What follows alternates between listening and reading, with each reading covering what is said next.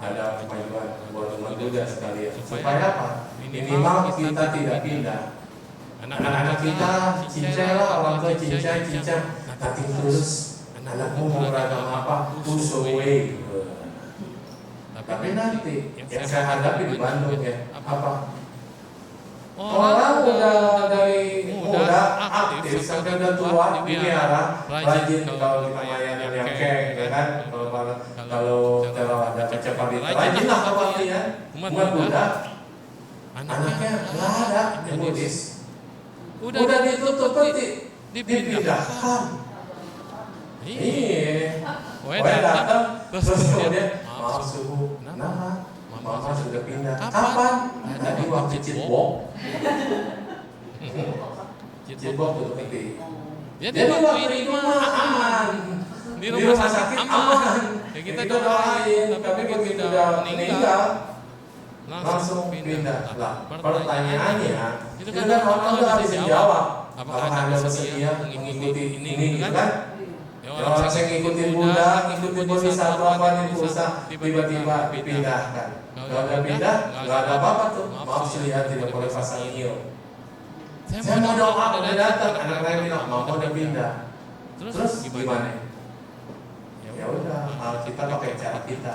Ulang lagi deh. Coba.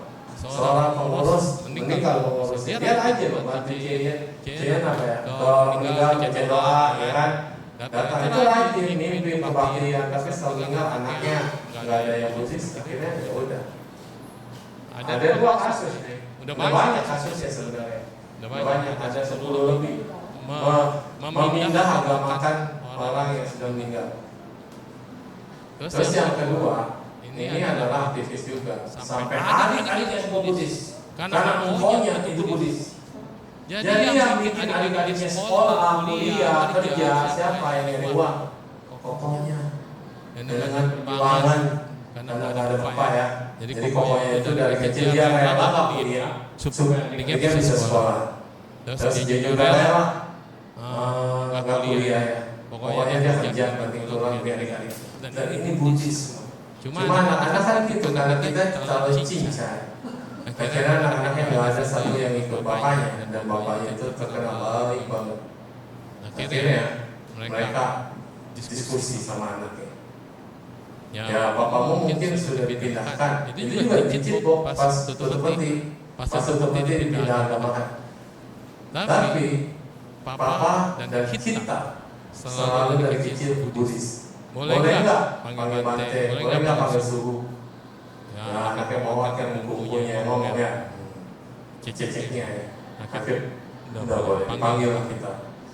Nah, ketika panggil itu lah, nggak boleh pasang iyo, terus nggak ada makanan, kosong lompong. Ya kalau di Buddhis nggak apa-apa, sesuai. Di Buddhis itu tidak melekat, tidak apa. Masalah dharma tidak melekat. Tapi yang meninggal melekat nggak? Melekat. Yang meninggal. Waktu meninggal dalam keadaan tenang, meditasi dalam dharma, no problem. Mau kemana kita udah jalan duluan. Tapi buat yang masih melekat, masih cucu, harusnya kan begini, harusnya kan begitu. Jadi kasih makan, apa? Ya. Teman saya dulu waktu kuliah kita di Blitar dulu. Nah, teman saya ini kita bertiga, 2 cewek, 1 cowok, orang Tangerang sama-sama. Pergi berangkat sama bareng nih, terus pulang. Terus satu saat saya masih ngeliat bertiga, jelas masuk dia juga bertiga.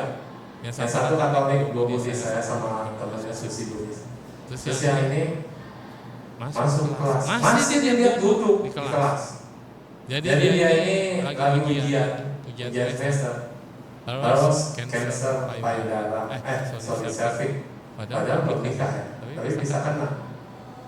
Bingung juga ya. Nah, pokoknya nggak pandang bulu dan susi cancer, nggak peduli. Pokoknya dia kena dan akhirnya dia harus kemo. Itu kemo yang harusnya keempat. Tapi karena ujian, dia pilih belajar, dia pilih ujian, dia pilih kuliah. Akhirnya lewat. Kita nggak tahu, nggak ada kabar.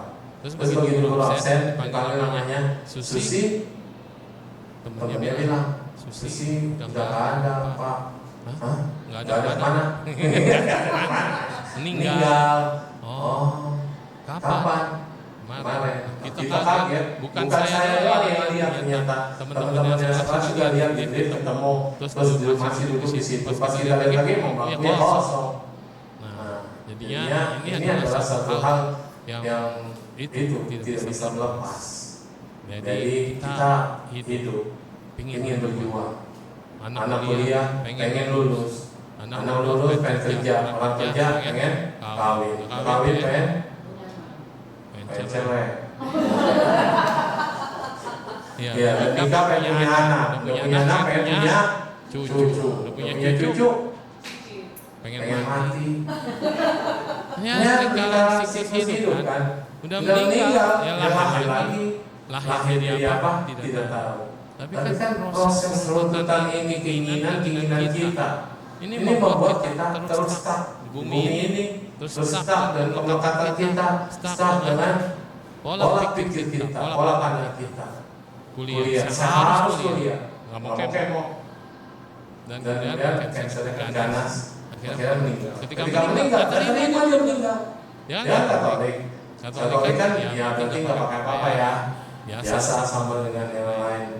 Jadi cuma bunga aja, cuma dikasih makan bunga. Teman yang Buddhis, kita sering banyak diskusi tentang Buddhis lah banyak. Nah terus waktu itu dia meninggal, dia mimpiin temennya, dia bilang, sus, gua kesepian, gak ada teman, bukan teman gua. Nah lo gimana tuh kalau kita begitu? Teman kita meninggal, kesepian temen yuk, mau nggak? Katanya setiap kawan beda alam. Kan dia masih merasa hidup. Kalau orang meninggal baru-baru itu, dia nggak sadar kalau dia meninggal. Jadi namanya kebiasaan itu tetap ada. Pulang makan tidur. Masih belum ngeh kalau dia itu udah meninggal. Makanya tetap kuliah kan. Tetap kelas. Agak di kuburan, agak di rumah duka, tetap ikut kelas mau ujian. Itu namanya touch kemelekatan. Jadi gua kesepian, punya teman, terus gua sih nggak ada baju, kedinginan. Nah makanya dulu saya paling nentang bakar-bakaran. Saya dulu kan dari Theravada, jadi gede juga Theravada konsepnya yang kayak gitu. Ada bakar-bakaran, sejarah bakar-bakaran kita udah paham. Masuk ke Taiwan juga sedikit, kita di Taiwan ada banyak itu Taisem, banyak kelenteng. Tapi kalau di Buddhis tetap ada ya, walaupun sedikit. Nah, saya tentang bakar-bakaran dulu. Sampai di Bandung, ceramah tahun pertama saya. Gak usah lah kita bakar-bakaran. Biasa di Bandung itu orang pasang koper ya, giring koper, rumah-rumahan. Saya tentang gak usah. Akhirnya tahun pertama itu sepi, sedikit yang beli koper. Terus habis itu pada ngimpiin, kok nggak dapat koper, nggak dapat baju, nggak dapat kiriman, nah bingung kan? Mau pada cerita sama saya. Nah termasuk adik saya juga cerita kalau kita kirimin jasa berupa kebaikan, terus simbolnya koper dia dibakarin. Terus ada saya mimpi, papi saya pakai baju perlenteng, bawa koper bagus. Pasal waktu impian dulu kopernya nggak begitu. Sekarang ada mereknya LV. Ini percaya kan? Namanya orang satu orang mimpi, bukan tidur. Dua orang mimpi, kalau banyak orang mimpi, pasti nggak dapat gara-gara suci ceramah jangan bakar-bakaran. Berubah mereka, terus nggak ada kirim apa-apa. Terus akhirnya kan tamparan juga buat saya. Biar saya kalau saya berpikir. Ternyata benar. Nanti tulus itu didapatkan saat kita hidup. Orang yang sudah biasa tulus ya, bahasa Indonesia juga tulus kan. Nanti tulus ya kan. Orang yang udah usul, yang udah biasa melepas, yang udah melekat, udah apa, tulus. Orang yang tulus, dia masih hidup kita paham. Tapi kalau masih hidup kita melekat, kita udah meninggal. Gua biasanya begini, hubungan sama ceng-ceng kemarin kan. Wah, dia bakar mobil gede-gede, tank, mau perang kali ya. Tapi ini adalah bentuk kemelekatan dari leluhur kita atau orang yang sudah meninggal. Mereka nggak pernah kebaktian, nggak pernah ceramah. Konsep mereka masih kayak gitu. Dan di dalam paparan kata pikiran adalah pelopor. Ya pemimpin, tapi di dalam pikiran ada pencipta. Kamu menciptakan apa yang kamu pikirkan, dan manusia itu punya kekuatan. Kalau dia mau mikir makan, tapi dia bisa mencipta, tapi tidak ada kondisi karena yang mendukung makanan itu ada bisa. Nah kecuali keluarganya bikin pelimpahan jasa, keluarganya mendoakan. Jadi konsep makanan dihidangkan itu nggak bakal mereka makan. Tapi ketika kita doakan, apalagi kalau di Mayana ada mantra makanan kan, namo apa berubah jadi banyak makanannya. Dan ada mantra ada kekuatan pikiran, mereka juga dapat makanan. Jadi begitu konsepnya. Nah terus mereka melekat. Kayak cip-cip yang dulu kalau supaya buat dari kepala babi, ikan bandeng, semua komplit kayak mas saya ya. Daerah Kampung Melayu itu pas saya 2 meja.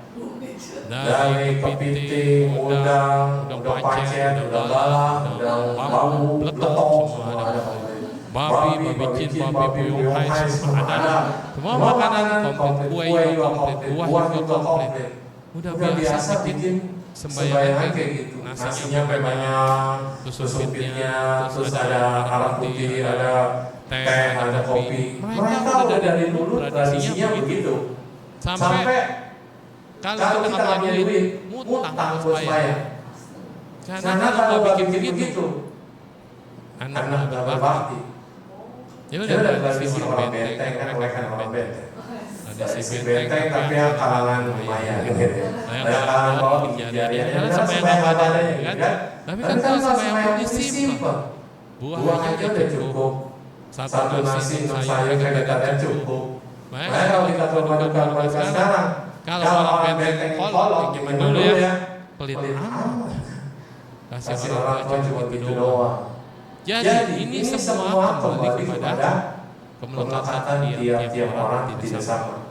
Kalau ibu-ibu yang udah tinggi gini, tiap hari ada makanan, tiap hari pindah patah, ada bak, pindah patah, kasih makanan. Anda ngerti? Kita sudah memberi, terima, lepas, limpahan jasa. Ingat sama leluhurnya. Mereka juga paham dapat jasa kebaikan. Mereka yang pernah biara, yang masih kolong, masih gitu. Ngerti nggak mereka harus melepas? Enggak, mereka harus dapetin.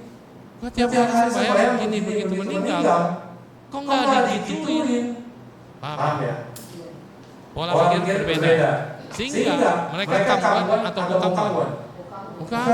Apalagi dipindah agama. Teman saya hukum pada baju, kedinginan, gak ada teman, gak ada apa. Akhirnya dia bilang, gua nggak mungkin kasih tahu orang tua lu. Namanya kan Esther. Nggak mungkin kalau orang tuanya kan ya anti banget, jangan boleh pegang gitu kan, anti banget. Jadi ya udah, mama gua aja ya yang lakukan. Dia ada makanan, ada juga, terus bakar-bakar. Jadi pengertian yang benar adalah dananya, betul? Ada sesuatu yang didadakan. Terus itu simbolnya, simbol berjasa sama kayak air. Ya kalau itu kan simbol. Dengan begitu baru nyampe, jadi ini kayak transmitornya. Iya, ada bantalanya, nyambungnya. Nah, jadi yang berbuat baik adalah tadi dananya, bakar-bakaran adalah prosesnya. Terus akhirnya thank you Yesus, tetap aja kok kesepian. Kita udah beda alam, udah gak sama.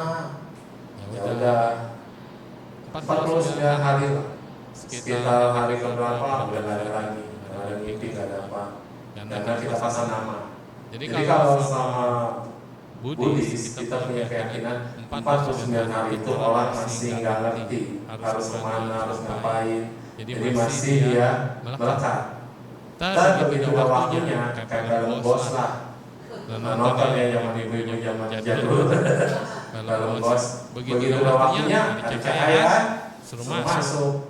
Dari awal kita meninggal juga udah ada cahaya. Nah kita mau masih belum anak, istri, harta, apalagi itu ada di bawah sini harta karun emas berapa puluh batang. Belum dikasih tahu anak-anak ada tahu kan, disumpetin di bawah patung, tahu pada itu harta karun melekat kita. Nah akhirnya udah waktunya cahaya udah ada, lumayan ada teratai, tapi kita nggak mau naik dan nggak mau masuk. Ya udah kita terjebak di ruang dimensi waktu. Akhirnya lahir lagi jadi peta di alam hidup ini. Harusnya kita masuk tanpa kelekatan, pergi dan hilang nothing tulus. Nah nothing itu kan pakai G. Kalau G yang diganti sama K, nothing apa? Tidak ada yang dipikiran. Sama ibu-ibu banyak pikiran. Suami belum pulang, segini udah gelisah, kemakan berita. Bajunya diperiksain satu-satu. Ada rambut, ada rambut lipstik, wanginya. Curiga kan? Ada pikiran. Pikiran kita mulai kan pikiran pelopor. Udah mulai curiga, padahal soalnya banyak pecah atau kempes. Terus ke bengkel nyari dorong mobil dulu atau dorong motor, pulang diomeli.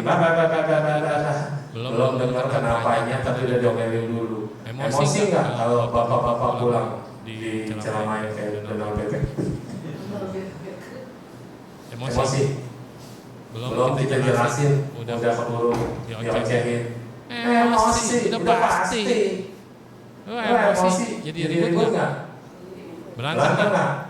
Apalagi kalau tuduhan atau fitnah. Kalau benar, kalau enggak aja masih disanggah ya kan?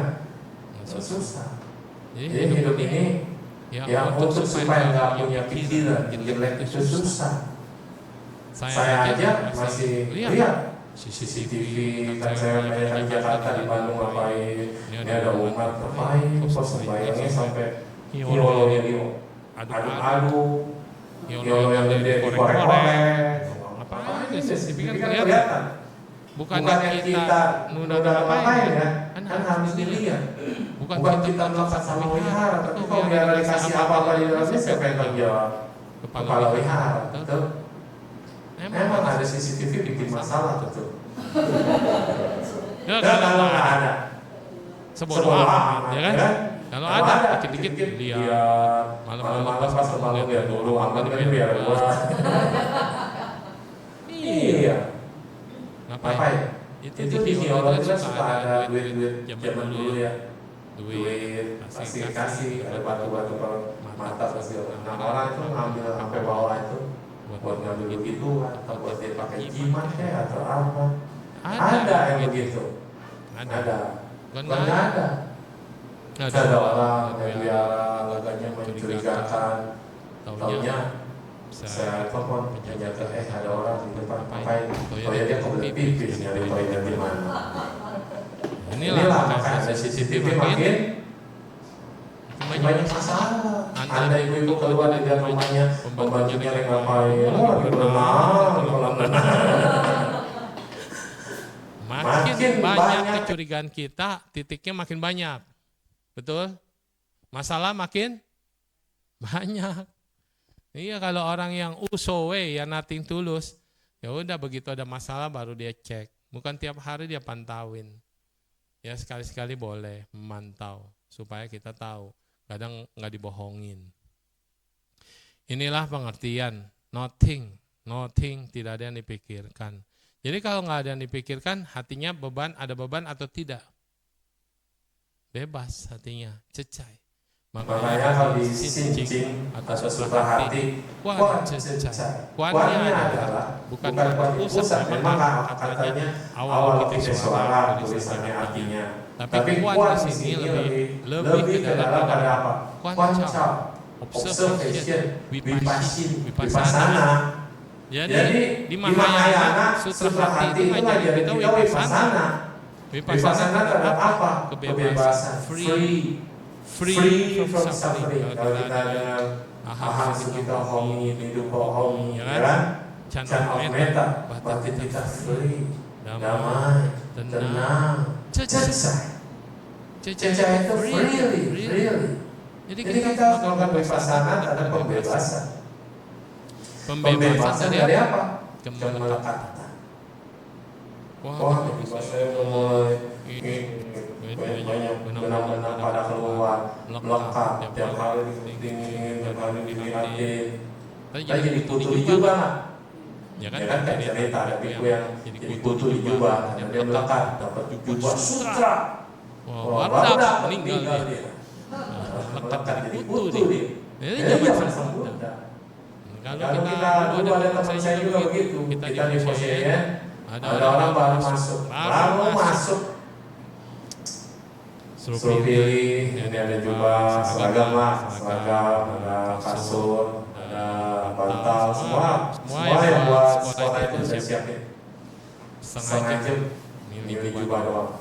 Jadi hati, anehnya ini orang losong amat ya. Barangnya ada halus, iya, mayu gitu. Terus dilihatin satu-satu. Cepetan, bagian kan Taiwan ya. Bagian, lihatin banyak yang ke baskomnya, ada bolongnya, ada apa semua. Udah, akhirnya setengah jam. Sejak pokok awalnya depan, waktu nggak cukup kita mau makan. Yolifa mau cukur rambut, oke, Allah. Kita naik ke atas, mau cukur. Balas ini, satu. Udah nangis dia. Hei, wes semeku ya. Wes mama, kangen mama saya. Mau ketemu Yolifa, waktu dia nggak pernah dibotakin. Dia cuma dibotakin dengan mamanya. Ini lain ceria, iya, sudah selesai ngotot. Nah, makin kenceng, apa cewek gitu ya? Serot, kenceng terus kan jatuh ke depannya. Nangis, saya belum pernah dicukur. Jangan manusia nih. Gak mungkin lah, tiap hari dikit-dikit gak ada, harus memilih kalau umat. Baru cukurin gini. Udah jangan nangis lah. Ya, bosnya mau mama. Baru pagi diantar ke Vokwasan. Terus baru sekolah sebentar. Belum sekolah malah. Baru milih-milih baju setengah jam. Terus dicukur. Nah ingat mamanya. Mamanya juga baru di Japan pasti. Ini namanya anak mama. Hai ya, siapa ya. Udah sini udah terus cepet. Dah, nanti kalau mas ganti baju, ganti seragam. Dah, ganti dia seragam. Karena yang lainnya kan potong jam 11 udah pada masuk makan. Ruang makan kan jalan jauh ke sana. Jadi kita ada telat, kita masuk ke ya di Vokwasan itu ada hotel buat rumah. Jadi rumah boleh nginep di sana hotel. Ada prasmanan, makanannya lebih enak. Kalau makan di sana sayur semua. Nah di sini daging-dagingan, komplit lah. Kayak restoran. Kita aja ke sana makan. Wah, kakaknya lahap banget. Siap, enak ya. Ini pengecualian doang hari ini doang. Besok tahu. Ya udah makan. Nambah lagi. Wah, lapar lagi. Sudah masuk sekolah. Pas kita kan kalau makan kita udah siap jam mana. Tapi jalan cepat. Ya supaya nurunin yang ini mesti diturunin. Pausia namanya kalau Mahayana kan kayak militer. Dia pegang pedang, teriak.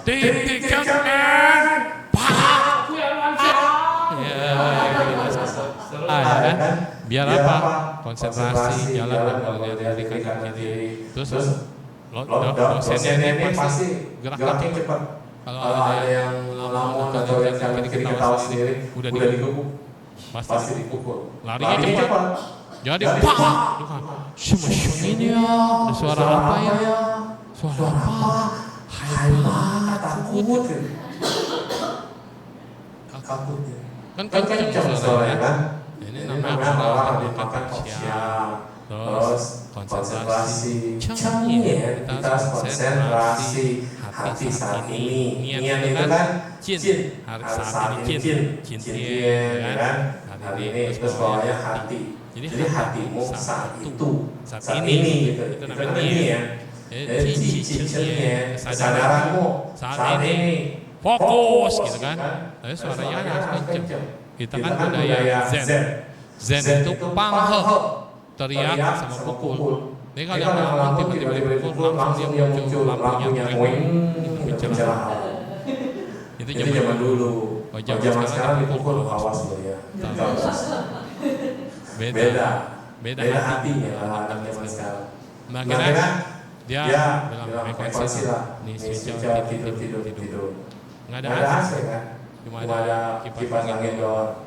Lagi musim panas. Terus kalau tidur dia bilang, bajunya udah basah lagi. Gimana? Kita cuma punya 2 set. Kaos dalam ada 3. Dalaman ada 3, tapi luar itu cuma 2 set. Basah cuci jemur. Terus dia ikut kelas. Terus udah habis kelas sore olahraga. Ada yang main basket, ada yang main bulu tangkis, ada yang kerja bakti. Terus sore. Terus dia bilang, oh ya, Ricia, saya mau pulang. Wah, tampar loh. Jadi kesel, milih baju lama banget, setengah jam gitu kan. Terus dicukur nangis-nangis sampai di sini, baru belum sekolah belum apa, udah minta pulang. Nah itu kecil banget hatinya kan. Tampar loh. Kayak bercanda ya.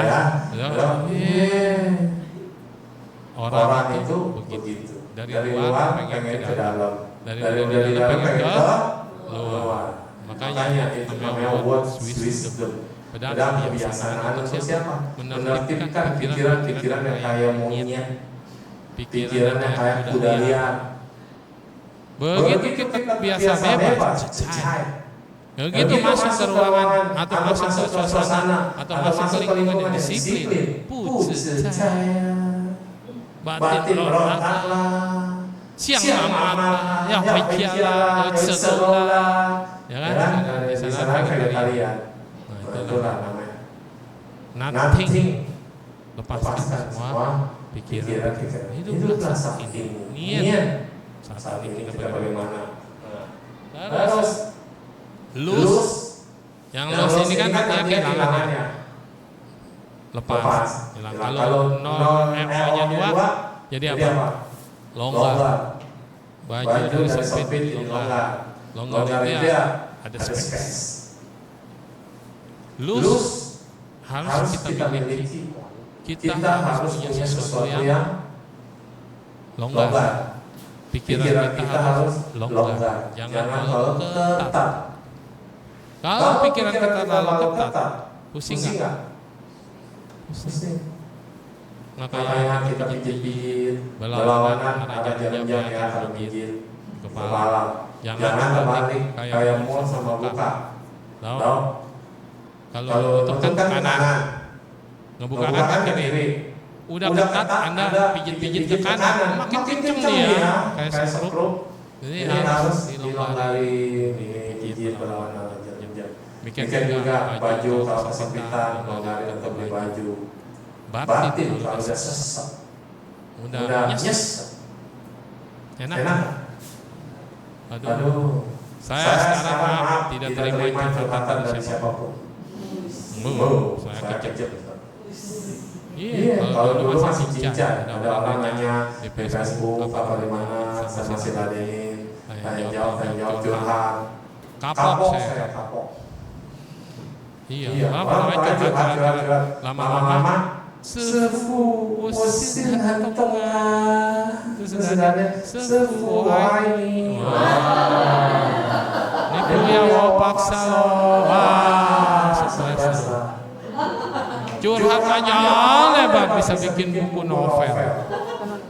Terus baru ketahuan bohongnya, bahwa ternyata rekayasa sampai kayak menjadi penulis gitu kan. Nah, kayak gitu. Jadi kita awalnya curhat sama orang, terus lama-lama katanya kalau ngobrol gak enak, betul? Itu awal mula bahaya. Perpecahan dengan keluarga tidak harmonis dan terjadi lain-lain.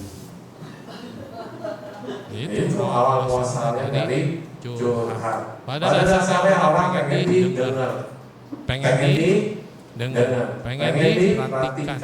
Tapi lama-lama jadi kemerdekaan. Maka kita tetap harus ada jarak, ada space. Agak boleh kalau cewek. Bukan masalah apa-apanya, beda terhadap layanan tante. Coba lihat lama. Ketemu siapapun disitu dipegang sama kayak paus. Orang yang disentuh bisa merasakan getaran cinta kasihnya sampai dia bisa berubah. Orang yang dekat sama paus bisa sampai nangis. Jadi masalah itu bukan disentuhannya, tapi apa yang Anda pikirkan. Kalau orang yang masih justru masih pengen begitu, wah tempel dikit. Kalau orang yang pikirannya udah sepe, cinta kasih, compassion, ulas asih, mana ada mikirin pribadi. Cinta yang universal itu burung aja bisa hingga di kita. Saling mutlak, the great wisdom muridnya Buddha. Tapi ada burung darat terbang, ada binatang terbang, ada satu lagi siapa ya lupa namanya. Dia penuh cinta kasih. Semua binatang datang sama dia. Sariputta bilang, wah, aku burung darat terbayang aja terbang. Kenapa? Sariputta punya great wisdom kebiasaan, tapi sepenya cinta kasihnya kurang. Beda. Si Wali dananya kencang dari kehidupan lampau. Nah, sekarang dia tidak pernah kekurangan. Bahkan si Wali selalu ada dan Buddha tidak pernah kelaparan, berlimpah.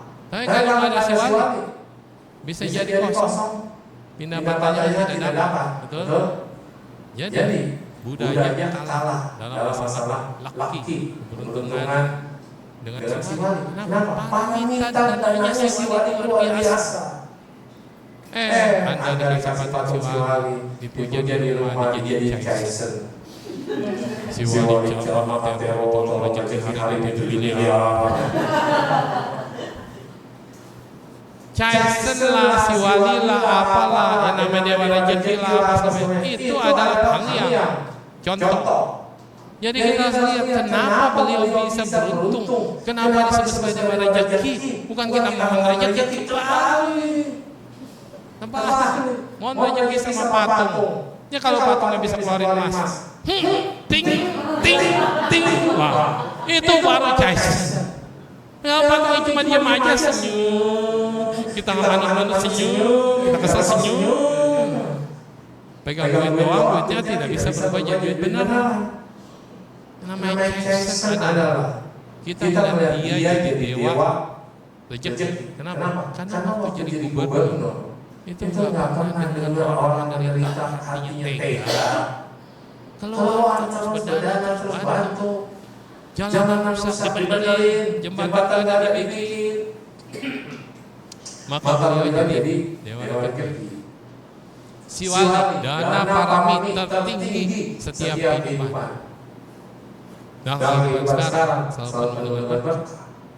Jadi dengan melihat itu artinya kita punya Kaisen, punya si Wali di rumah punya apa? Ada kumantong lagi.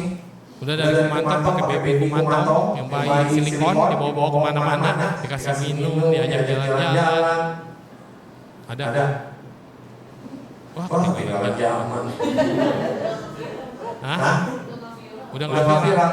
Iya, waktu viral mahal itu bayi silikon, dipencet hidungnya, toret, gitu kan.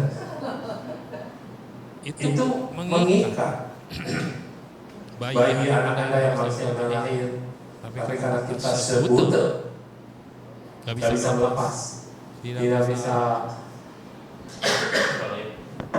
nothing tulus.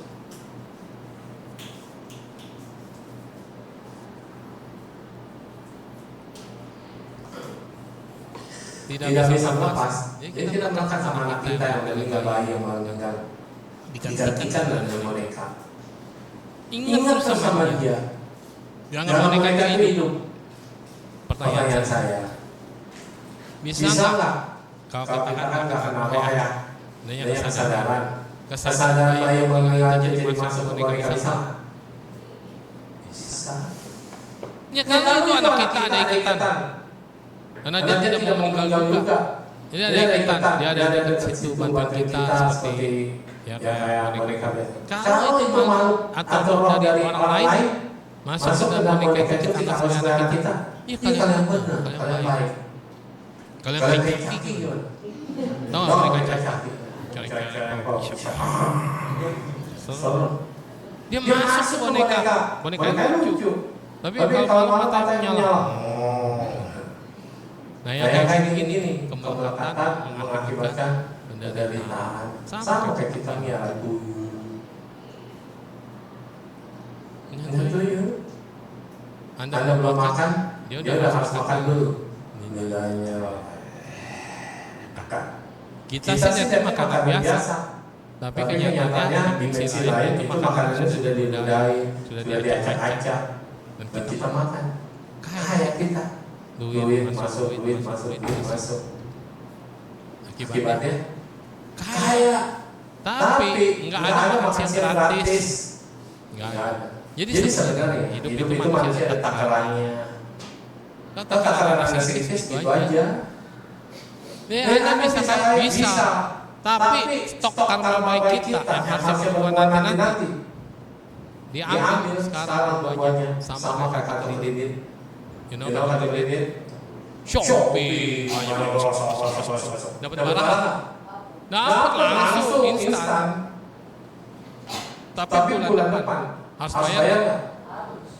Kalau ada saldonya, kredit masih ada, bisa bayar. Kalau nggak ada,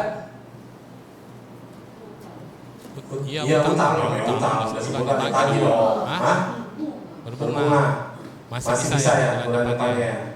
Bisa berbunga bayar terus akhirnya disita, ya. Itu. Karena baik kita itu nggak bisa ditambahin oleh orang atau siapapun nggak bisa. Ada yang bisa adalah membuat karena baik kita yang belum berbuah jadi berbuah. Jadi yang waktu kan karena ada waktu kan. Tapi kan ada karma yang memotong, karma yang menguatkan, karma yang melemahkan, itu kan ada. Jadi ibarat kita pinjam dulu nih. Jadi stok kita panen masih bulan depan. Panen mangga bisa nggak belum matang dari panen? Bisa pasarnya mengkol. Benar kan? Alpukat masih mengkol, ditunggu berapa lama nanti juga matang kan? Bisa dipanen, bisa. Kita panen dulu. Panen, bayar. Tapi besok harusnya buahnya besok kita bisa makan lagi. Udah nggak ada. Harusnya minggu depan udah nggak ada. Itu kayak gitu, perumpamaan. Jadi apapun yang Anda lakukan dengan dasar moha itu kebodohan batin, buat Anda bisa menilai mana yang benar, mana yang salah. Orang pengen kaya, ya kerja keras, ya lihat peluang, berteman dengan orang yang baik, berteman dengan orang bijaksana. Kalau di tetangga, salaman, kenalan dulu bisnisnya apa, bisnisnya ini. Mereka saling dukung. Kalau di Buddhis, lu bisnis apa? Handphone, gue juga sama. Saingan. Tetangga, depan handphone. Begitu toko kita sepi, toko rame. Wah, dia pakai memakai, jangan-jangan toko gue dikerjain. Udah pikiran negatif dulu, akhirnya kita cari dukun. Toko saya sepi. Nama toko depan namanya Sosial. Namanya dukun. Datang. Pasien bukan. Objek bukan. Objek. Mungkin tidak ada apa-apa. Dan dukunnya mungkin. Waduh. Iya emang ini.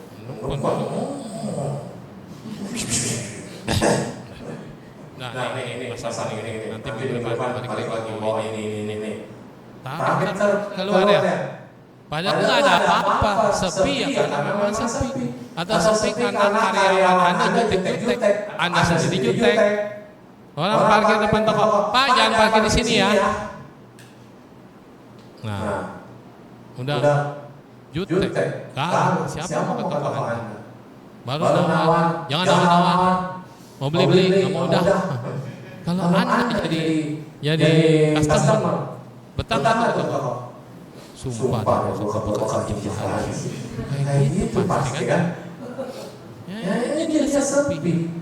Toko depan ramah, mau apa kita servis, layani segala macam. Itu rezekinya dia. Nggak usah pakai pelaris juga udah pasti laris. Pikiran kita udah jahat, pikiran kita udah negatif. Badan gak enak, aduh, pada masuk angin. Mikirnya, wah itu ada kerjaan kali ini ya. Akhirnya semua orang yang piensin namanya mistis. Jadi kayak ya rasa sebelah lah gitu. Ya. Padahal semuanya sesuai. Namanya rezeki tidak bakal tertukar. Buktinya banyak di Shopee jualannya sama-sama. Tapi follower bisa beda-beda. Kenapa? Saya perhatikan. Oh cara ngomongnya dia kayak orang Padang. Ini kayak orang yang curhat. Sharing curhat. Ini orang yang biasa-biasa. Ini orang dilihatnya aja udah ada orang nggak bakal ngikutin. Itu orang nonton lama ya. Wah kalau orang masih bisa banyak stay tune gitu kan. Berarti kan ada sesuatu yang dia ingin curhat doang, cerita doang, ketawa sendiri apa sendiri. Penontonnya ngikutin aja kalau. Ini lama-lama orang makin error. Bukan nanya, tapi dengerin curhatan orang. Umat Buddha bilang, saya nggak bisa bisnis sudah mentok, udah apa? Mana ada Shopee aja, tiap hari ngelawak jual barang laku, lama-lama ada juga yang beli. Nggak ada kata nggak bisa sebenarnya. Orang dari pagi datang sampai malam, kadang-kadang ada sampai pagi loh kagak tidur. Ngoceh terus, kuat ya. Duitnya lancar terus, usahanya lancar terus, tapi sekarang sakit, habis terus. Uang itu tidak bakal cukup.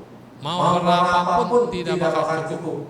Kalau Anda melekat sama uang, Anda melekat sama materi, cari uang berapapun tidak akan cukup. Bapak saya kalau kena libur, mama saya orangnya sering jalan, rekreasi.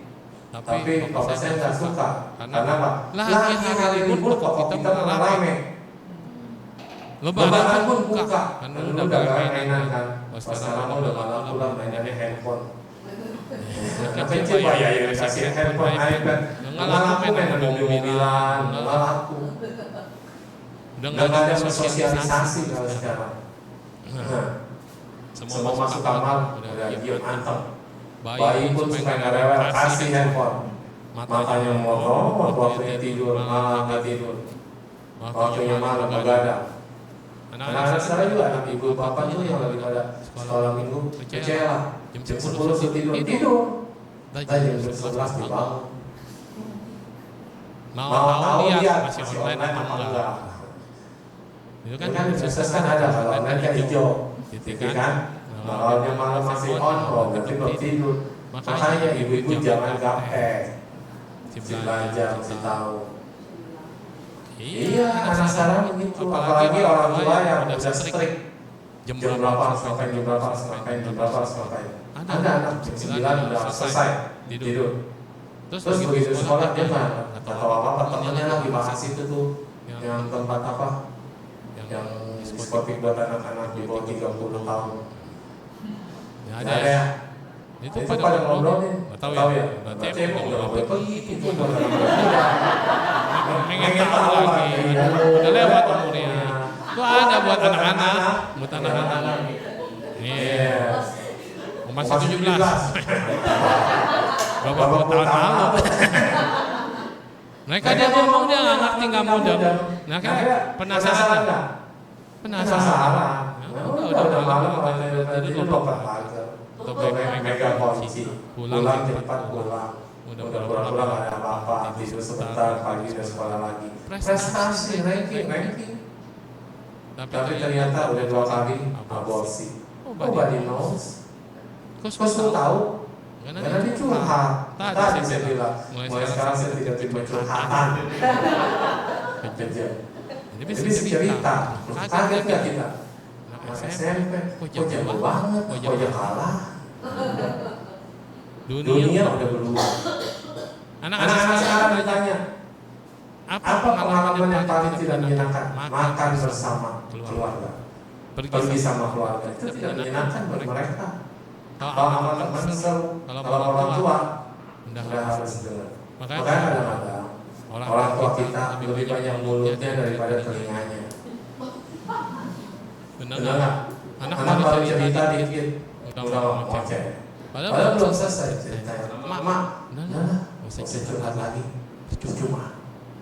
Makanya ingat, dunia ini adil. Mata dikasih dua, telinga dikasih dua, mulut cuma dikasih satu. Hidung satu tapi lubang dua. Cuma mulut cuma satu. Biar apa? Kita lebih banyak, melihat lebih banyak, bernapas, biasa ibu, gitu kan? Tapi ngomong cuma satu. Satu aja bawa setengah mampus. Apalagi dua. Hei, kita hari ini kesini. Alah, jangan capek lah. Kita kesini lah. Jadi kita nggak perlu orang lain ngobrol sendiri. Betul. Satu mau makan vegetarian, yang mau satunya mau makan babi. Melainkan itu berdua. Makanya kita dikasih satu hati yang mendengar, sedikit bicara. Satu mulut aja jadi masalah. Apalagi dua mulut, banyak mulut. Itulah makanya kadang silent is golden. Benar nggak? Nggak juga. Saya di kepala merah, aku pikir diam aja, tenang aja. Nggak usah banyak bawel lah. Nggak banyak bawel, sembarangan, nggak bersih, nggak apa. Masak juga kadang kasih, kadang enggak. Terus sembarangan. Ya nggak bisa kita diam. Tetap harus ngomong, harus ngatur namanya ini, tapi jangan terlalu banyak mulut. Itu kenyataannya. Nah jadi dalam hidup ini kita mau dengerin anak-anak kita. Ada sekarang anak ini jadi prince and princess. Saya di Munita itu sebelah itu sekolah dengan school. Kalau lagi pulang sekolah, kan di kamar saya kedengeran ya, bisa kelihatan juga. Jadi kalau jalan-jalan anak sekolah teriak, "Mom, this is my girlfriend." Playing group. "Mom, this is my girlfriend." Goodbye. Buset, dulu SMP aja bilang I love you juga gak berani, udah deg-degan TK sekarang. Maka udah dijelasin. Nanti lama-lama usia makin turun 10 tahun orang udah menikah, 5 tahun udah 10 tahun udah meninggal, 5 tahun udah menikah, wajar. Anak sekarang aja pubernya lebih cepat. Coba yang sekarang orang ngikutin medsos, ngikutin apa? Emang ngikutin. Jadi mereka tahu kalau saya cantik, tubuh saya ini mahal. Mahal bukan harga dirinya. Mahal untuk dapetin I love you. Goyang-goyang ini cuan. Kan ini ya. Digoyang jadi duit. Udah bukan cinta lagi. Nah itu malah tulus. Otak udah gak sama. Dulu saya gak ngerti OPBO kan saya terlalu muda udah cucian gitu kan. Apaan OPBO? Jual badan. Biasa. LC apa LC ya? Apa gitu, elok kali LC gitu. Itu cara gampang mencari uang di tengah kesulitan ekonomi. Iya. Kalau di Buddhis, no problem. Zaman muda banyak Sirima malah pelajar kelas kakap dan melayani raja dan pangeran segala macam.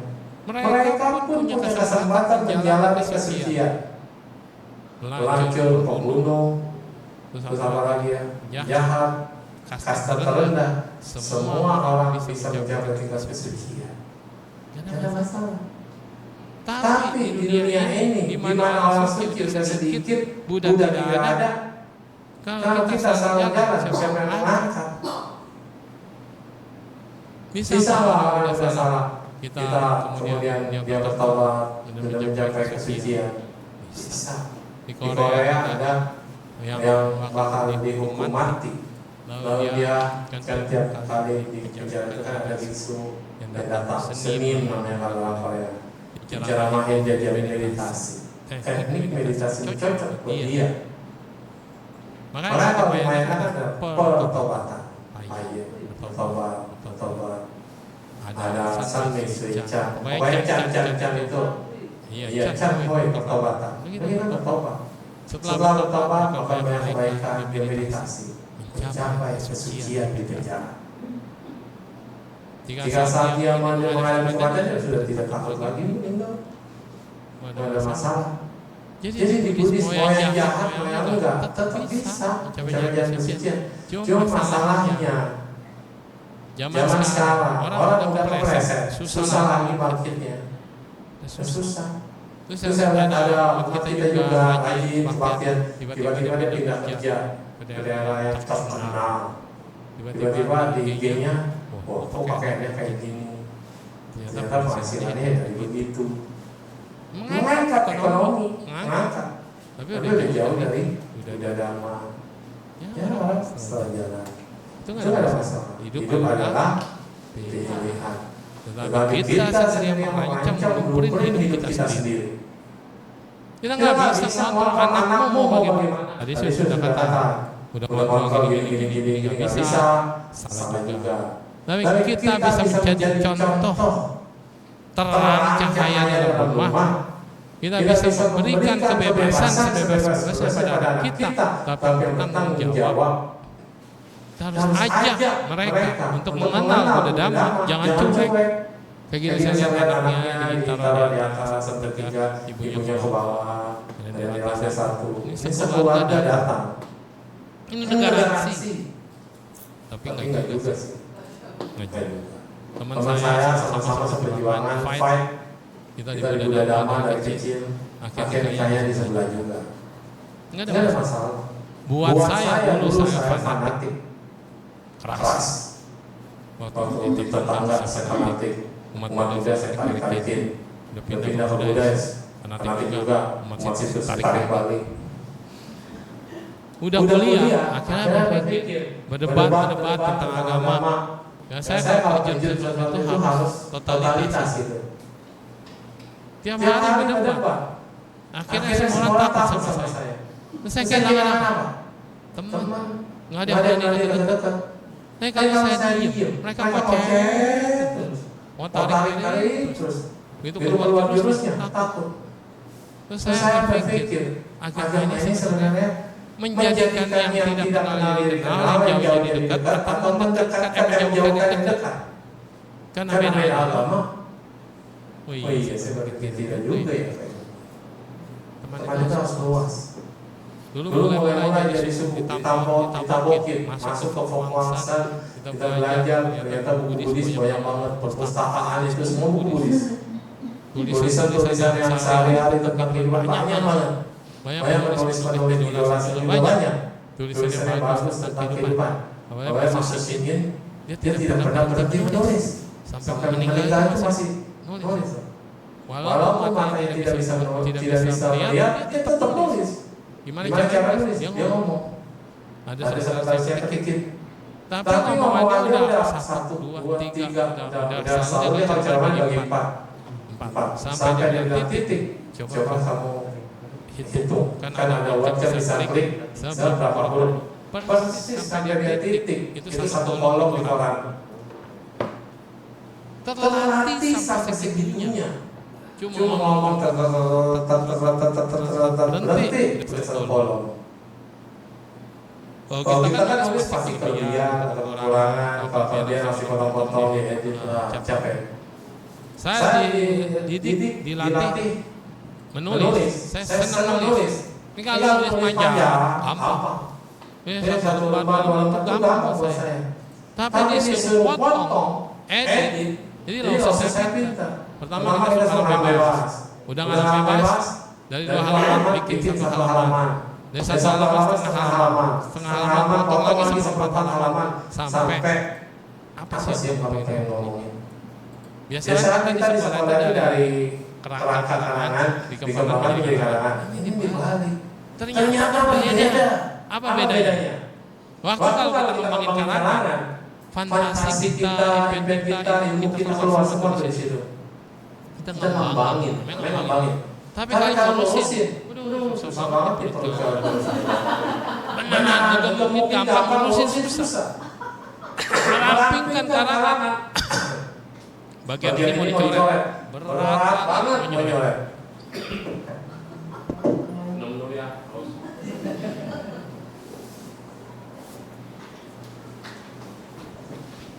Mau potong itu susah. Kenapa? Karena kita udah menyurahkan pikiran kita di situ. Begitu kita disuruh coret, inilah yang namanya kelopatan. Kalau kita nggak bisa lega, nggak bisa tulus, nggak bisa. Kenapa? Ini tulisan gua. Kalau saya coret, hilang maknanya. Ada cerita yang hilang. Gimana caranya biar tetap nyambung? Nah, disitulah otak kita berpikir. Dan disitulah kebesaran hati kita diuji.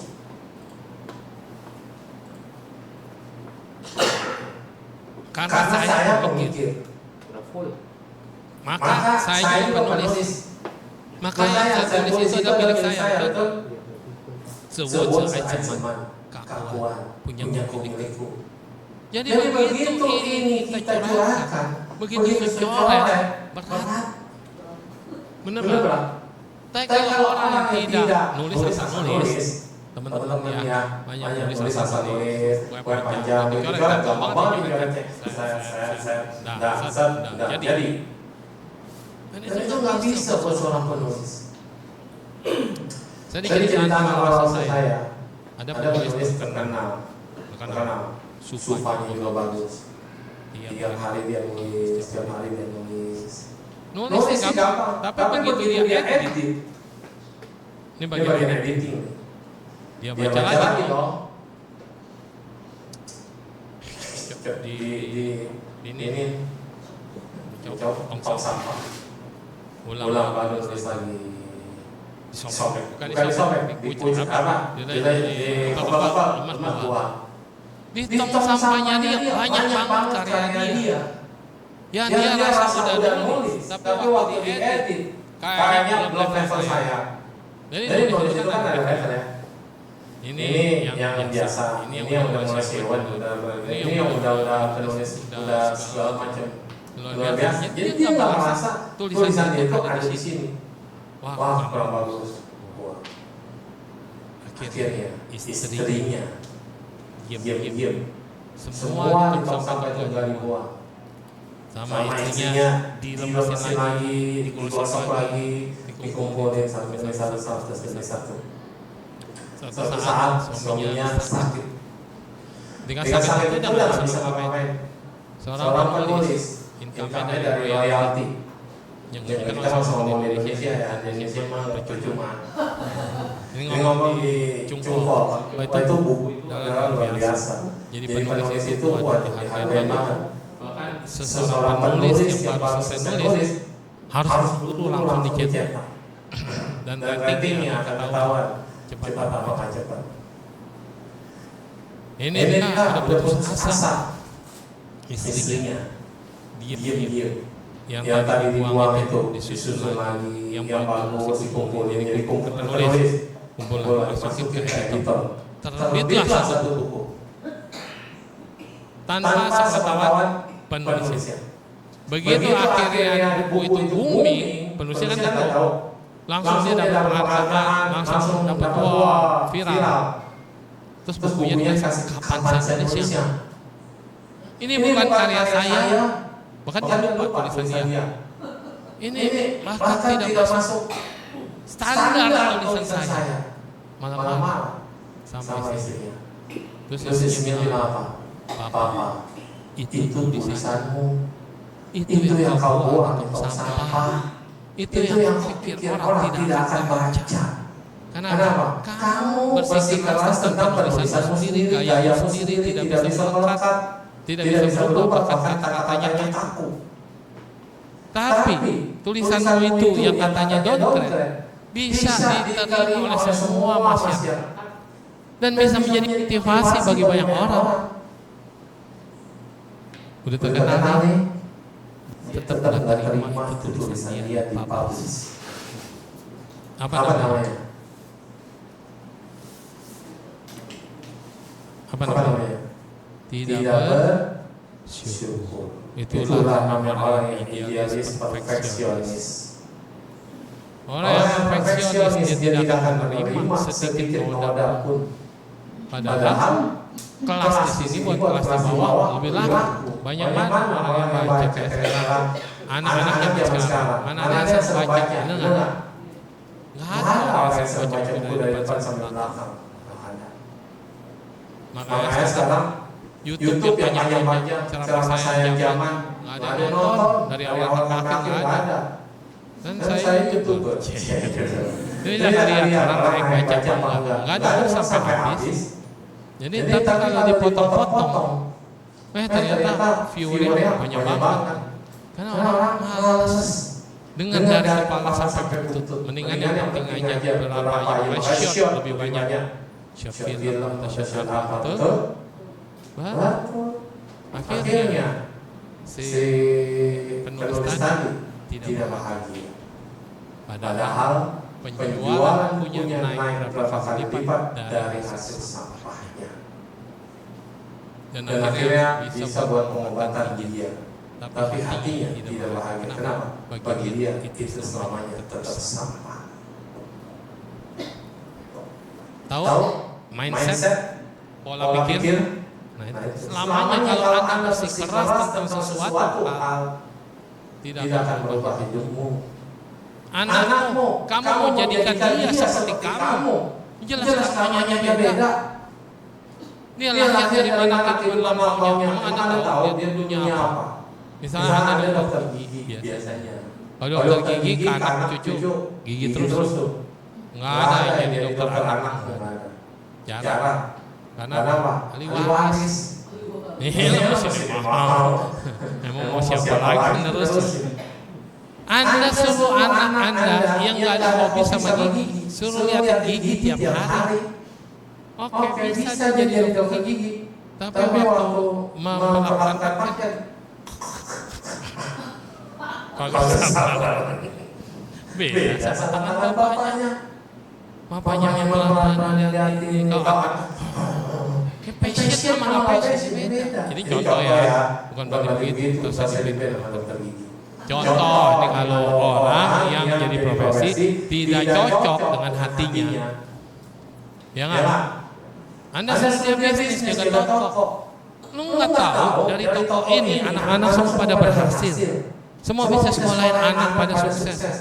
Tapi anak-anak ada passion di toko, passionnya di ilmu high tech apa teknologi atau apa, dia passion di situ. Anda suruh dia jaga toko. Pagi begitu, siang begitu, malam begitu. Memang duit banyak masuk, tapi dia tidak bisa mencurahkan. Ini dia, ilmu dan pemikiran. Stop. Kadang kita ini terlalu banyak berharap, dan kita tidak bisa nanti tulus. Tidak bisa tulus. Tulus bahasa Indonesia. Kita masih melekat. Kita ingin menjadikan orang lain seperti kita. Karena masing-masing beda, aku adalah pelindung bagi diriku sendiri. Aku adalah apa? Pewaris karena aku sendiri. Ya udah jelas kata-kata di situ berarti aku hanya hidup untuk diriku sendiri. Walaupun aku punya istri bukan milikku kok.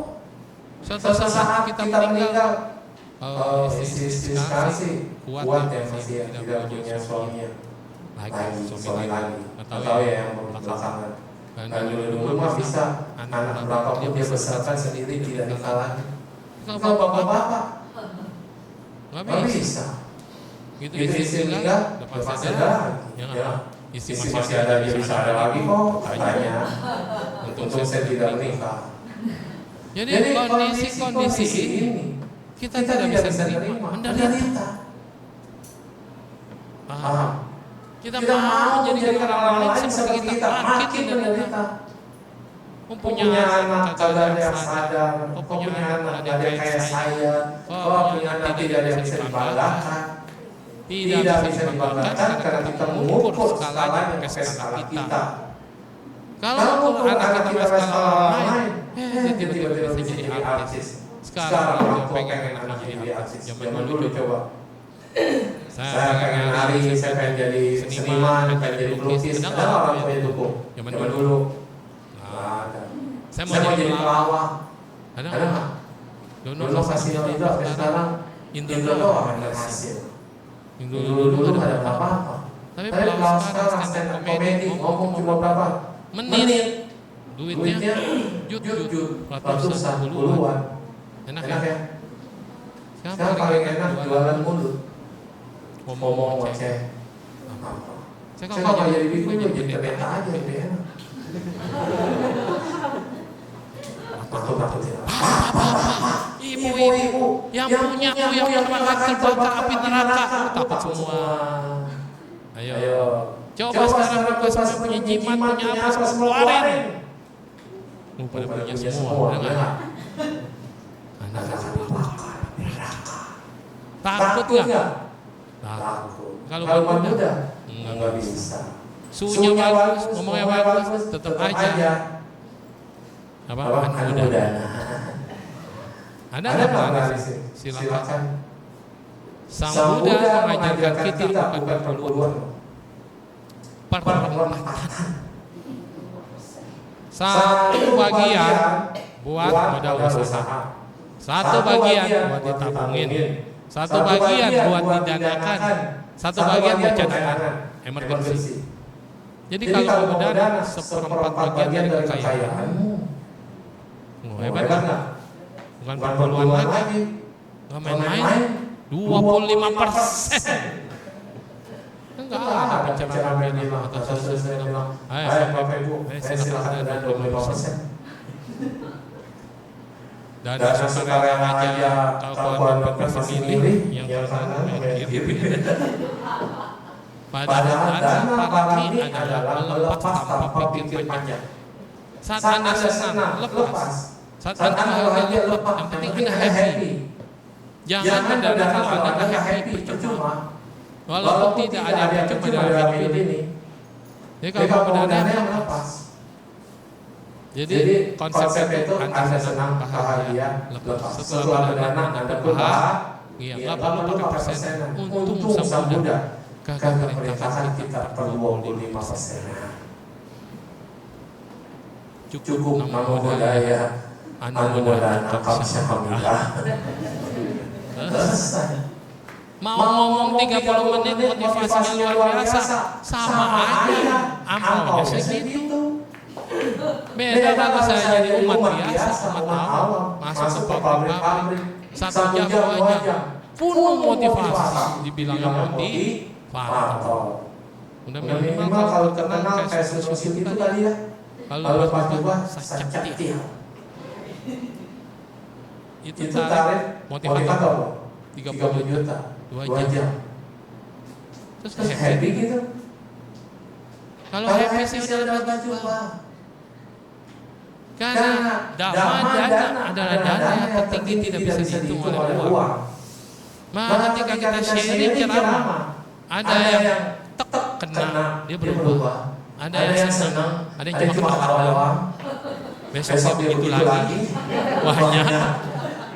Ada yang ada apa-apa. Tapi setidaknya pikiran, ucapan, sama perbuatan saya ngeling sama Anda semua.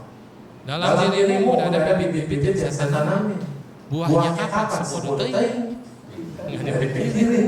Itu namanya nanti tulus. Mungkin suatu saat lagi kepentok, ingat lagi masih hidup. Bayar namanya hari ini. Waduh iya dulu pernah ngomong gitu. Nah itulah buah dari ceramah saya berbuah. Saat itulah Anda baru bisa mengerti. Selebihnya tidak ngerti. Ini namanya kita jadi guru, jadi penceramah, dan duta, jadi biku. Itu apa?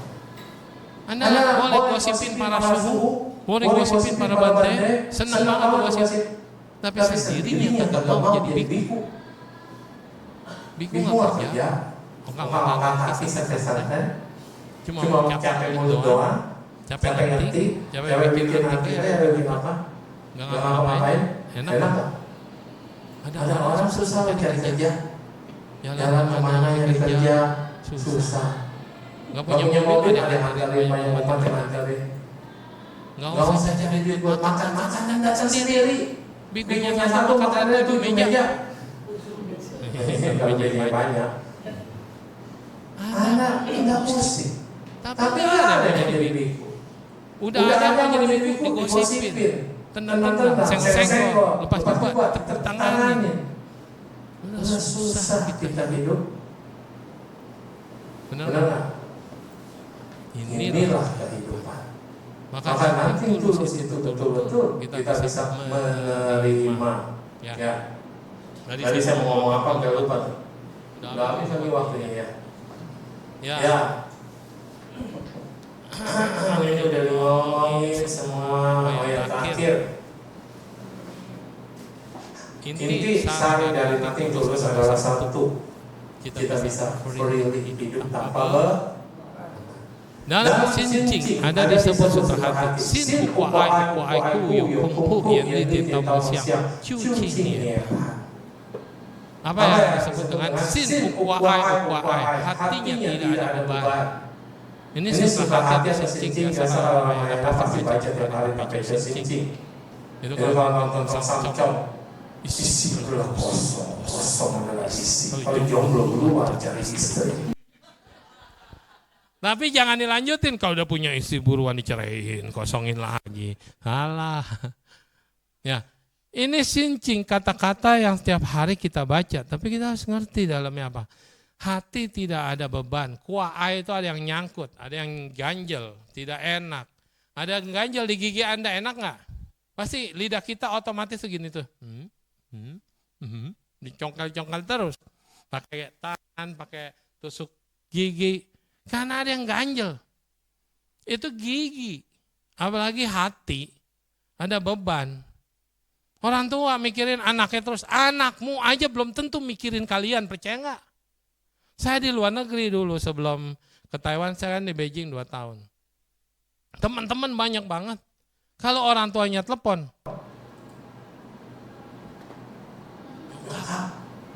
Entah diangkat ya. Anak-anak bisa ngikutin apa yang bapak mama ngomongin karena ngomong sama semua. Lagi di mana? Sama siapa? Udah makan belum? Bosan. Anaknya ngomong bosan buat orang tuanya dia tiap hari penuh keinginan untuk tanya, kangen, gimana anaknya. Buat anaknya malah digini dijauhin.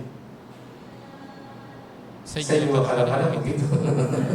Jujur ya. Kenapa? Klise. Orang tua perhatian, anak belum tentu.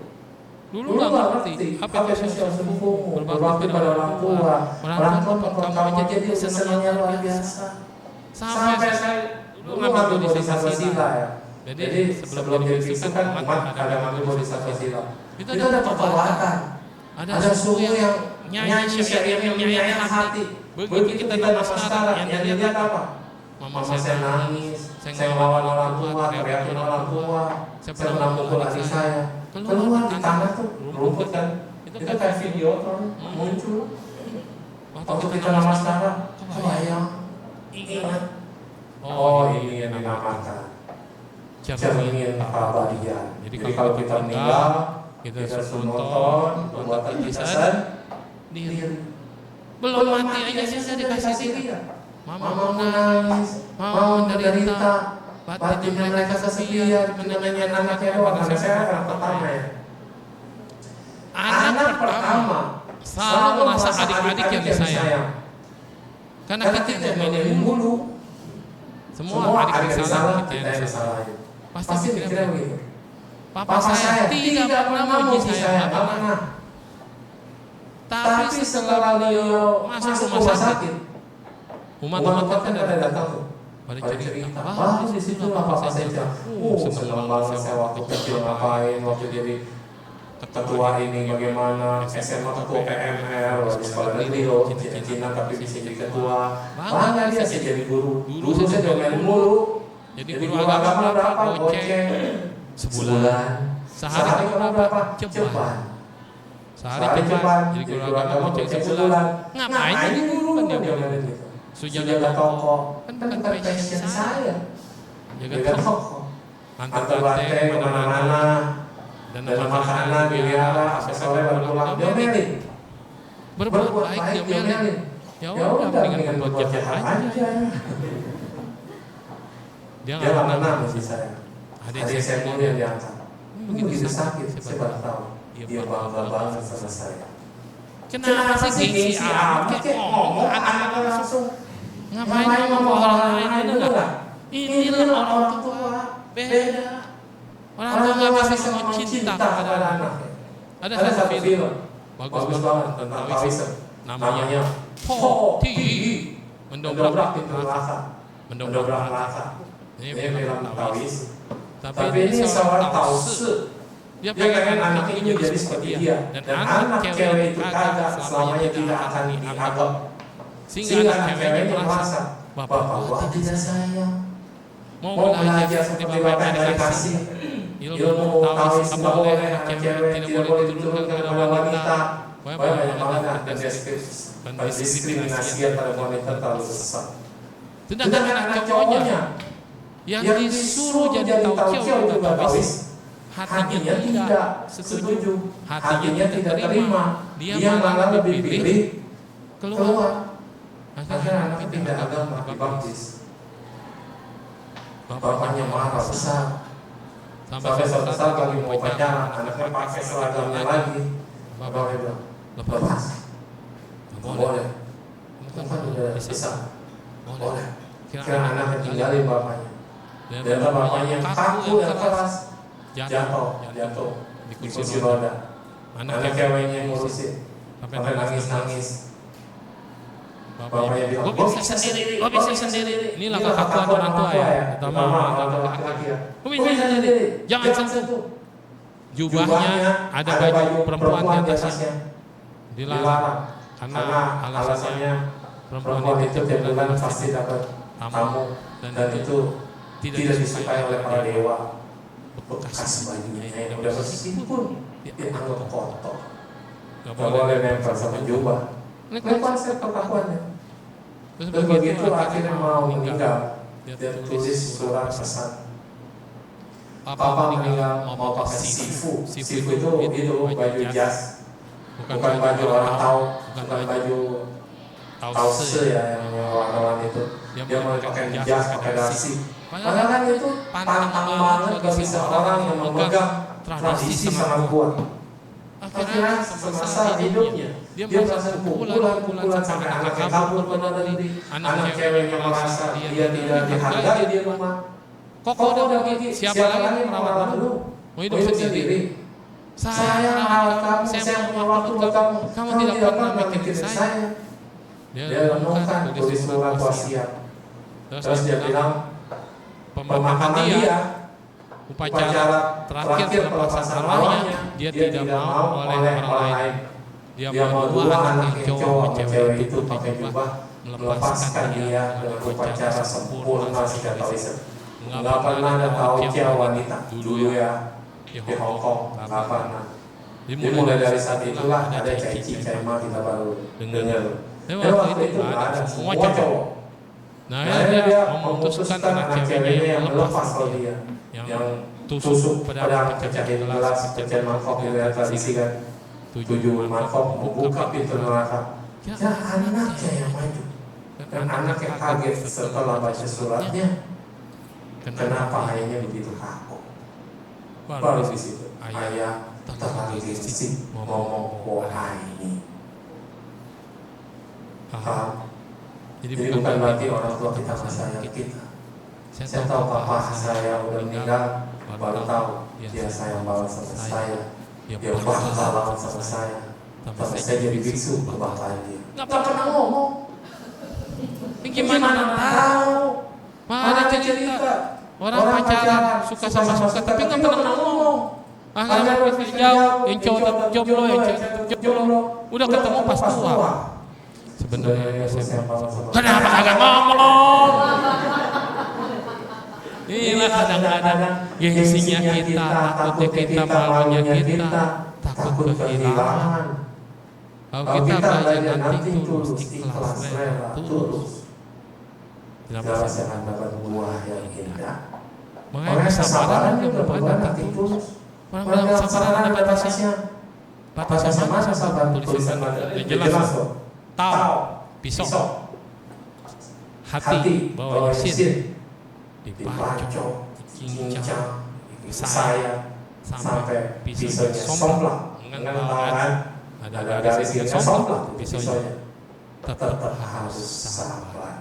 Itu namanya sabar adalah hati paramita, santi paramita, atau kesabaran bukan paramita. Dan Sang Buddha katakan hati paramita titika, kesabaran adalah cara pertapa yang paling tinggi. Itu nggak main-main. Saya dulu mikir orang sabar kok dibilang pertapa paling tinggi. Nanti kalau Anda meditasi itu mah biasa. Tapi Anda bisa sabar, itu baru ya. Sang Buddha katakan itu. Nanti paramita titika, nibbana paramita sukha. Nibbana adalah kebahagiaan tinggi. Pertanyaannya, semua orang masuk nibbana? Pertanyaannya, Anda sedang happy? Bohong. Entah pulang berantem. Ini langsung malam. Udah kesel ngomong orang. Parkir kagak dapat, udah ngoceng-ngoceng. Are you happy? Karena sehari-hari kita tidak happy. Boh happy lah. Gak bisa masuk surga. Surga itu namanya sukati atau sugati. Alam bawah namanya dukhati atau dugati. Artinya kalau Anda lebih banyak menderitanya, Anda lebih banyak sedihnya, Anda lebih banyak takutnya, cemasnya, jangan masuk surga. Karena alam setelah kematian adalah to be continue apa yang kita lakukan sekarang. Sekarang kita kepo, udah jadi beta, jadi kepo. Setan yang kepo mau tahu urusan orang. Anda suka jadi begal, jadi setan suka malakin setan orang lain. Orang lain dapat rezeki, dapat kapal baru, misalnya, setoran pajak. Nonton sini mata aja kan? Ada yang malakin. Ada yang sedang mendadak. Jadi peta pun peta yang dermawan. Jadi setan tidak melakukan kecurangan, bajunya mengkilat, terek, tapi tetap setan. Andanya jadi dewa. Jadi dewa tingkat tinggi. Yang sedang mendadak, bajunya warna-warni, cahayanya bagus. Anda setan sedang meditasi. Rumah Anda bukan istana, cuma lantai doang. Dalam pikiran yang bahagia tanpa batas, berkelana antar galaksi. Dan udah tahu begitu buka, bumi udah hancur. Tutup mata, bumi udah terbentuk. Buka lagi udah hancur. Beberapa kalpa Anda lewatin. Buddha datang, Anda jadi tidak tahu. Kalau udah lahir di alam berapa tingkat gitu. Jadi emang enak. Di Brahma banyak banget Brahmana yang nyamar jadi umat di hadapan Buddha, pengen ditapis jadi biku supaya apa? Bisa menjaga tingkat kesucian. Buddha langsung tahu, maaf, kamu dewa naga. Ayo, saya sedikit binatang. Dalam batinnya, kamu Brahma, sorry, tidak bisa. Jadi artinya, mencapai tingkat kesucian hanya bisa didapatkan di alam manusia. Kenapa? Karena disinilah dua alam. Anda bisa berontak, Anda bisa pemarah, Anda bisa bertobat, Anda bisa hidup baik. Disinilah keadaan yang sesungguhnya dari kehidupan. Kalau kita bahagia, happy terus. Gak bakal ada hati tergerak untuk punya welas asih. Kenapa? Hidup bahagia terus. Tapi kalau hidup kita berada di dunia, ada orang yang susah, ada orang cacat, ada orang yang rumah sakit, gak bisa bayar, gak bisa apa? Ini welas kasih baru tumbuh, cinta kasih baru praktek. Kalau enggak teori. Oke lah ya, udah selesai, saya juga udah lapar. Ya, ada tanya jawab, katanya silakan yang mau bertanya, jangan susah-susah.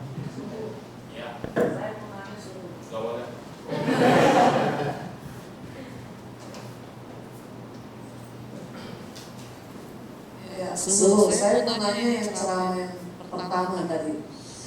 Semasa hidupnya dia berbuat baik, jadi pengurus wihara dan sebagainya. Tetapi di akhir kehidupannya anak-anaknya beda agama, kemudian dia tadi itu pindah. Kalau kita sebagai kasat mata ya, kita tidak semua orang ngerti benar-benar ya. Kok bisa ya? Maksudnya perbuatan baik yang sudah ditimbun sekian banyak, tetapi kok di akhirnya kelihatannya seolah-olah kan menderita ya, tidak sesuai dengan itu. Banyak kejadian karena kebetulan saudara saya juga meninggal kayak begitu juga. Nah itu apa benar katanya dengan kondisi kayak gitu dia tidak bisa diterima di kedua alam. Terima kasih. Iya, saya belum selesai soal ini kira-kira, jadi kira-kira bisa enggak gitu kan? Karena kan mau tahu pastinya kudu mati dulu. Tanya yang tadi, lu ada di alam mana? Ini kira-kira kayak gitu. Kebaikan tidak pernah ketukar, nggak bakal. Jadi di Buddhis itu luar biasanya apa? Wah kalau orang baik, yang penting pikiran akhirnya. Nah itu dia. Jadi di permasalahannya adalah bukan baik atau salahnya, tapi saat dia meninggal pikiran baiknya kambuhan atau kambuhan. Saat dia berontak, saat dia tidak terima, saat dia sedih, jangan harap naik, walaupun dia semua tadi baik. Jadi di Buddhis itu bukan karena karma baik banyak langsung memilih surga, belum tentu. The last mind, pikiran terakhir menentukan. Kalau tadi waktu dia sudah meninggal, ini cerita yang sudah meninggal, dia langsung happy, dia bahagia saat dia meninggal, kan dia belum dipindah agama betul. Langsung ke dia, langsung masuk terjun, dia tidak melakukan lagi apa-apa karena dia sudah ngerti pandangan Buddhis yang benar. Jadi di Mahayana ini kan ada yang namanya praktisi Nienfo ya. Itu namanya praktisi acina karma karena kebiasaan. Jadi kalau Anda tiap hari punya kebiasaan mau meditasi butuh lah, mau mitofo lah, kalau kan mitofo butuh. Masa yang bodoh masa bodoh. Anda harus benar-benar dengan fokus dengan tenang. Dan dia terbiasa meditasi butuh atau meditasi mitofo. Saat dia meninggal, kan ada yang namanya meninggal, ada yang namanya mati. Meninggal itu meninggal dunia, meninggal badan, mati itu mati pada otak. Jadi kalau orang yang baik banget tidak punya kebiasaan yang cina kama tadi, saat dia belum mati, dia udah meninggalkan badan dulu kayak orang mimpi. Pernah ada yang merasa kita tidur terus jalan-jalan, wih taman bagus banget, wih bidadarinya, air terjunnya penting banget. Terus saya SMP sering tuh kayak gitu, ya kayak gitu. Terus ada nggak orang yang kayak gitu? Nah kalau ada, dia pada saat sebelum meninggal, dia udah ngeliat dulu sudah jalan-jalan, itu dia udah meninggal. Termasuk waktu kita dalam keadaan koma. Ada satu beberapa umat yang saya lihat waktu dia udah lagi ngomong, mulutnya masih komit-komit. Nggak ada suara, tapi mulutnya amitofo. Ada. Terus akhirnya dia meninggal, batang otaknya mati. Nah itu dia udah meninggal duluan. Dia nggak bakal lawan keluar dari itu, sakit lah, menderita lah, dia bakal. Dia udah happy dulu, baru tinggal jasad. Ini mau diapain, mau dikremasi, mau dikubur, mau dibakar, no problem. Ya satu ya. Jadi meninggal dulu baru mati. Kalau yang model kayak gitu, no problem. Jadi kita di pengurus wihara lah, tahu dharma lah, ngerti lah. Jadi saat meninggal jangan makan pada apapun, nanti terus tinggalin badan ini, tinggal keluarga ini, termasuk tabunganmu. Itu BCA belum dikasih tahu passwordnya. Gimana tuh bisa dibuka? Nah itu mikirin gitu, nyangkut. Tapi kalau kita sudah lepas meninggal dulu. Nah yang kedua adalah kita mati dulu, baru meninggal, baru keluar dari badan. Batang otak mati. Jadi kalau di rumah sakit kan ting. Nah waktu dia mulai dari ting itu mati di otak, baru kita keluar dari badan. Prosesnya ada yang sakit, ada yang enggak, ada yang keluar gampang, ada yang kayak dia harus ngedodol semua tulang dia patah sampai tulang ekor, ada yang berat, ada yang bingung, itu banyak. Atau setelah dia keluar, dia bingung harus kemana, ngapain, akhirnya belakang. Nah, kondisi yang terakhir, saat dia tahu badannya udah meninggal terus dipindahkan, dia tidak terima, dia menderita. Turun nggak ya? Turun. Kadang-kadang kan bilangnya spontan kelahiran saat ini meninggal langsung kan, tapi kenyataannya belum tentu. Ya kalau kita mayana ada alam antar bawah, atau alam baru, bisa menerima 49 hari atau berapa selama perjalanan ini, ada yang sudah sadar, belum sadar, ada yang udah cepet. Tapi apapun itu, banyak saya lihat orang yang teror pun merasakan kalau dia tetap masih ada di rumah selama beberapa puluh hari. Benar nggak? Berarti kan tetap ada alam itu, cuma dikatakan mungkin itu alam dewa, jadi alam setan, lahir seperti itu. Nah, nggak usah persoalkan masalah itu, tetapi yang jelas saat kita melekat, saat kita tidak terima, kita marah. Saat kita marah, kita melekat di situ, ganjil. Begitu ganjil akan menyeret kita jadi alam tidak happy. Maka itu saya tetap datang. Kita datang minta izin untuk doa. Nggak pakai hio nggak apa-apa. Tapi saya tidak baca sutra dalam bahasa Mandarin, saya baca bahasa Indonesianya. Pakai mic tolong beli. Biar anaknya dengar. Selesai baca doa, saya ceramah. Pasti saya ceramah. Karena itulah kesempatan ceramah terbesar, panggung yang terbesar, supaya orang yang Buddhis tidak salah kaprah tentang agama Buddha. Wah, kemarin mohon anaknya begitu saya ceramah saudara,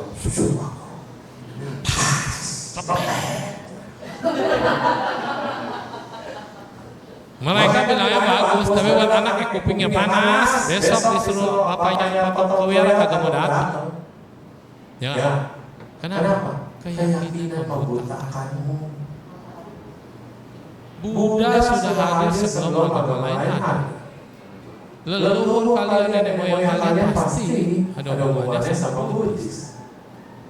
Ya. Sekarang ada agama jelek-jelek mereka bilang orang tua yang tidak punya keyakinan nanti jadi setan. Nggak boleh pasang yang nggak boleh apa meninggal udah. Tapi hartanya pengen, warisannya dikejar. Jadi Bapak Ibu besok warisan kalau anak-anak yang non Buddhis ditulis. Kalau kalian mempercayai papa dan mama meninggal jadi setan, harap jangan ambil warisan ini karena ini uang setan. Dan kamu dilahirkan dari setan, maka yang namanya anak setan. Betul. Belum ada pendeta saya. Kenapa? Agama itu kan cocok-cocokan. Anak kita cocok bisa senang, orang tua senang benar. Asal dia aktif, asal dia baik. Tapi janganlah ketika saya sudah meninggal pindahin. Saya mau tanya aturan undang-undang mana yang bisa memindahkan agama orang sebelum meninggal. Ini saya mau demo bingung yang mana. Kalau dia sakit di rumah sakit didoakan pindah keyakinan, no problem, itu. Kenapa? Dia dalam keadaan sadar, dia bisa menerima, mungkin dia bisa lihat walaupun dia datang cahaya karena Elizabeth Kubler-Ross, peneliti near death experience yang tiap hari kerjanya di rumah sakit, mempelajari detik-detik kematian. Semua dia bilang kalau orang yang semasa hidup dia ketemu dengan beda-beda tiap orang, tergantung akhirnya di mana, masuk ketemu desa dan lucu-lucu semua waktu dia ketemu, dia bisa bahagia, happy, ketawa. Orang yang Buddhis, yang terawat dia pasti ketemu apa? Terawat ada bakal ketemu sama bapak yang gedung-gedung. Dan tiap hari dia lihat objeknya ini. Kalau orang yang mana ya dia lihat pasti Kuan Yin lah, Kuan Hong lah, tergantung keyakinan dia mana. Kalau dia PCS dia muncul Jason gitu. Kalau dia pasti rata-rata dia kalau ada bentuk cuma ada suara doang, ada cahaya. Ya berarti kan semua orang saat meninggal refleksi batinnya adalah yang dinamakan cina kama. Kama karena kebiasaan. Paham? Jadi kama karena kebiasaan itu yang melindungi kita. Yang akhirnya membuat kita yakin, yang akhirnya membuat kita percaya. Dan hidupmu akan bahagia saat kamu menerima. Tapi kalau kamu tidak menerima atau dikasih komplek lain, bloknya beda, harusnya kanan nanti belok ke kiri, bingung dia. Pasti tidak terima. Jadi orang yang tidak terima itu biasa dikasih makan, dikasih makan, kelaparan. Lapar bukan karena dikasih atau dikasih. Tapi karena Allah. Contoh jam segini udah jam 11, waktunya barang sama makan. Ini sadar atau tidak sadar pasti rujuk. Udah pasti. Sabar, tunggulah jam 1 gitu kan. Sabar, ini perut lapar enggak? Mulutnya enak enggak? Itu udah body clock. Tapi saat Anda dengar, suhu saya bawa nasi uduk ya, suhu saya dana ini ya, dan saya ada dana ini ya, baru dengar kata dana aja. Apalagi kelihatan makanannya, ya udah kenyang. Udah bahagia, udah lupa sama lapar. Benar nggak? Ini namanya hipnosis. Saat Anda kangen banget sama anak di luar negeri, dapat video call, ada fotonya, langsung lupa makanannya. Kita sedang hipnosis. Alam mereka juga sama. Saat dia lihat anaknya kasih bakti, kasih puja, datang ke wilayah kasih persembahan, dia senang. Self hipnosis. Langsung happy, bahagia, kenyang. Dan alam peta akan meninggal di alam peta kalau dia happy. Maka di Taiwan orang meninggal, dia senangnya lagu apa? Orang licin. Langsung diputar yang lagu. Senang ya, happy. Iya, jadi di rumah sakit juga gitu. Orang tua ada lagi sedih, lagi final, lagi gelisah. Dia senang apa? Puterin film apa yang bisa dia ketawa. Siapa tahu pas saya ketawa meninggal, langsung main. Gitu. Ya. Oke lah. Tadi udah kejawab ya. Jadi gimana? Ya kalau dia udah kambuan, kalau dia mau kambuan, jadi masalah. Jadi kalau kita sebagai saudaranya, diam-diam aja bikin file sendiri. Ini ada dana, ada dapat jasa, di wilayah mana siang, ulama daftarin namanya. No problem. Karena kondisi itu jangan tidak ada halangan, nggak ada waktu, nggak ada dimensi lain yang menghalang itu ada. Jadi walaupun kita doa. Dulu saya juga bisa kan isu ya. Saya doain orang. Ya saya pikir kalau upacara sembahyang kan pada daftar nama tuh. Ya saya pikir kan hebat. Jadi saya nggak usah pasang nama. Pikiran kita sungguh datang kita memang biasa langsung saya sampaikan sama dia.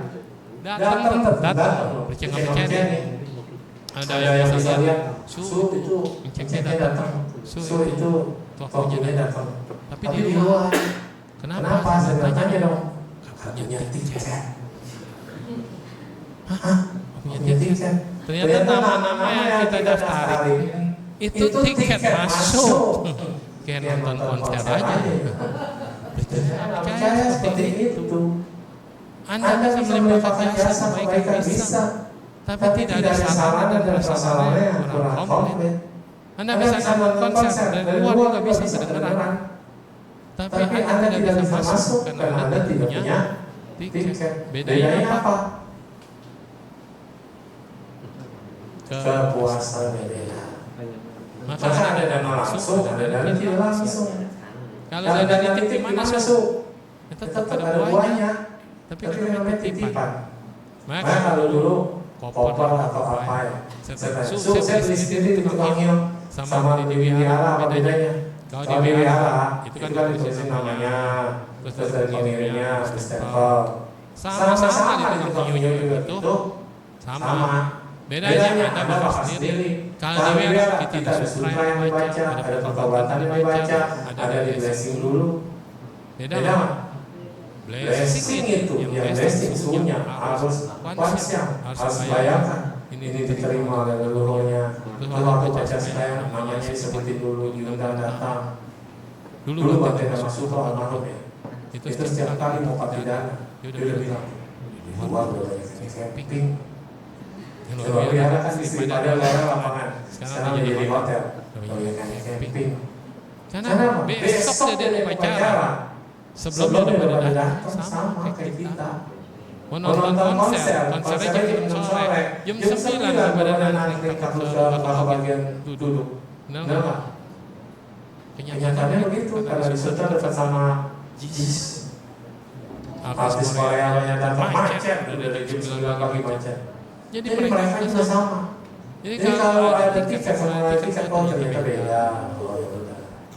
Bahkan ada yang bilang terima kasih ya, saya punya rumah dari kaca, kompleknya kaca semua. Bingung saya, kapan kita bayangin rumah kaca ya? Gak pernah. Taunya itu kan akrilik semua, namanya akrilik, susun rapi, ternyata di pikiran mereka jadi rumah kaca. Kan makanya tadi dalam ayat 1, pikiran ada pelopor, pikiran ada pemimpin, pikiran ada pencipta. Kebahagiaan membentuk apa yang kau inginkan. Oke, semuanya, kami telepon.